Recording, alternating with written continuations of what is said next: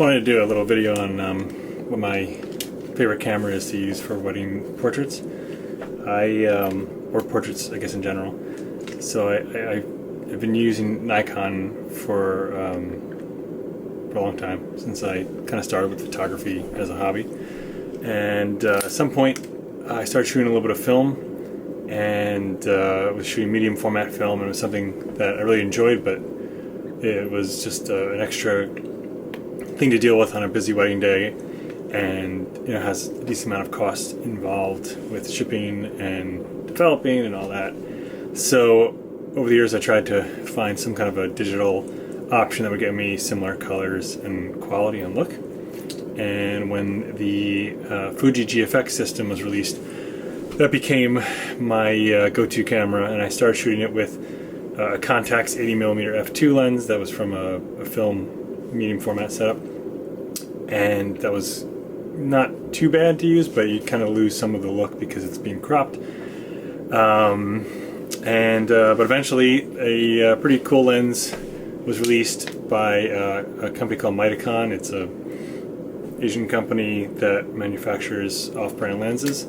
It's a 65mm 1.4, so it's, I think in full frame equivalent, it's something like a 15mm 0.95 or something crazy. So it's got a pretty shallow depth of field. It's a really cool lens, very hefty, very heavy. It's fairly inexpensive compared to all of the options from Fuji, but it is manual focus, so if you're not comfortable with that, then you might not like this lens. And it's not the sharpest edge to edge. It's pretty sharp in the middle. I usually stop it down from 1.4 to maybe like f2, because that's still extremely shallow. There's a very three-dimensional look to it, and has some kind of nice looking bokeh in the background. This would not win any prizes for, quality, and it's not a high-end lens, but it's a really unique looking lens. I like it a lot. I don't always use it for wedding days because it's a little slower for focusing. The focusing throw on the on the ring here, like I'm gonna start here, and you can see me spinning it. Like, it's a pretty long throw, I feel like, to go from one end to the other. So I don't always like to use this. If I know I'm gonna have a wedding day where it's kind of a slower tempo, then I might bring this along. And sometimes for engagement sessions or something more creative, I like to use this lens. I also have this Fuji 63mm 2.8. This does not have the most unique look to it. You get that medium format look. It's extremely sharp, quicker focusing. I say quicker because nothing on medium format is going to focus as fast as the full frame kind of systems. So it's all kind of relative, but when it comes to moments where you want to capture it and not have to wait for focus to hunt around, the 63mm is a good option. I use this for prep a decent amount. So again, not the super shallow depth of field that I might get with the Mitakon, but this focuses nicely. I got a crazy good price on this. It was listed as an open box on Amazon. I forget what I paid for it, and this was a few years ago, before the current prices that are kind of inflated.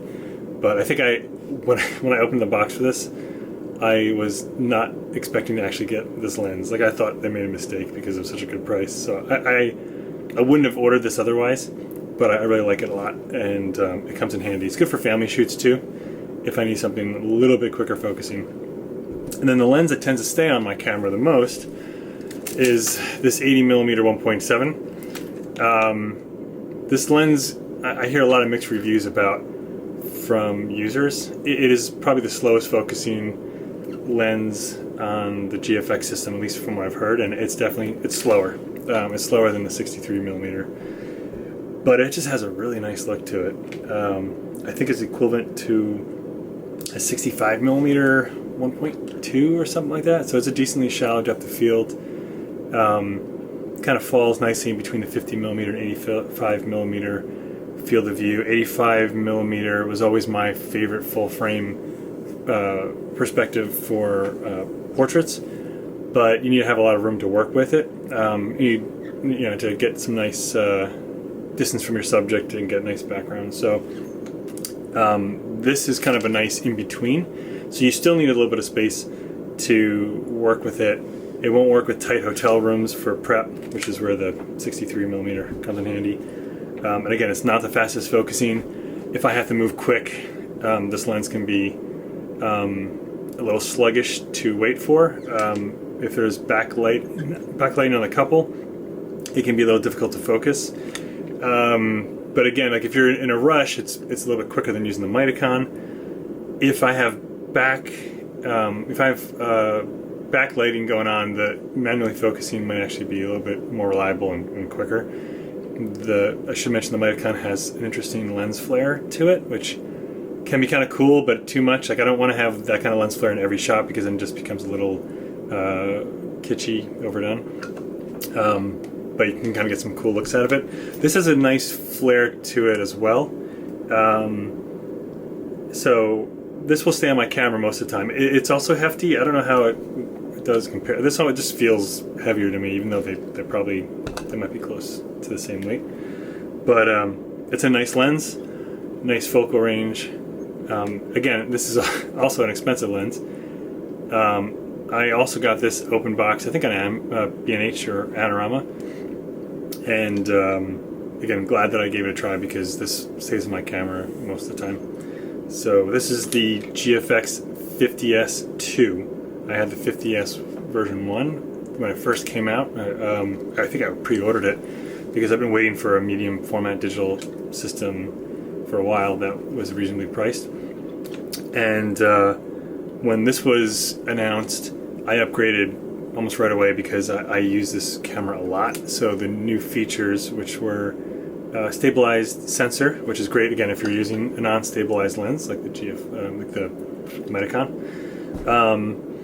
and a slightly faster autofocus. It's not significantly faster than the first version of the 50S. Battery life is better. I'm trying to think what else I liked about this. It's a little more compact. That was also a big factor for me. The 50S version 1 has a removable viewfinder to kind of, you can switch it out with something that's like that flips up to be at your waist. I never used that. For me, this was having the built-in viewfinder is a nice setup. There's also custom functions that I don't remember being on the original one. I haven't set these up. I probably should. Usually I have them set up for indoor or outdoor kind of settings. But this camera, since I'm only really using it for specific settings like or situations like portraits, I don't usually change modes too much like I might with my medium format, or sorry, my full frame format cameras. This, again, will get used for bride's prep. It'll get used for couples portraits, bridal party portraits, family portraits. I'll use it for ceremonies if they're outdoors, but I won't rely on them for movement in the aisle, let's say, for walking up and down the aisle. I'll use it kind of for when the couple's just facing each other for vows. And this would never get used in a dim church or in a reception setting because it's just, the focus is not reliable enough. I've heard that the GFX 100S, if I'm getting that right, is more reliable and faster, but it's a lot more expensive, so I haven't really felt like it was the right move to spend the money on that. So this is a great camera. I like it a lot. Love this lens. If I had to pick one of these three lenses, that'd be really tough. I guess if I didn't have the budget for the Fuji manufacturer lenses, then I would definitely get the Mitakon. Otherwise, probably the 80 1.7. So that's it. Hope this is helpful.